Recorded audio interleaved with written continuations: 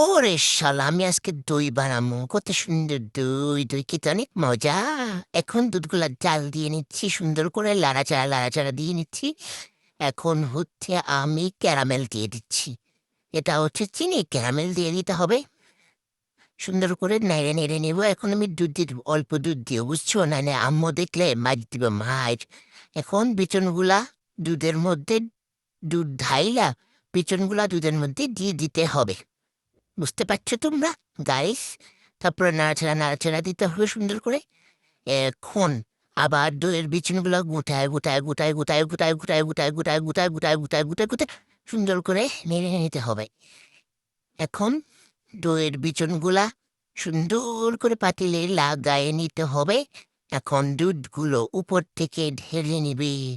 দুধগুলো bubbles create হইলে সুন্দর হবে দইটা, দেখতে সুন্দর হবে। ওরে শালা আমি এত সুন্দর দই বানাইতে পারি! আল্লাহ! ওরে ওরে ওরে ওরে ওরে ওরে, কত সুন্দর! এখন এই দইটারে ঢাইকা কম্বল চাদর যা পারো সব দিয়ে ডাইকা সারা রাত রাইখা দিবা। সকলে উঠে দেখবা কি সুন্দর দই, তারপরে মজা মজা মজা মজা করে খেয়ে নিবা।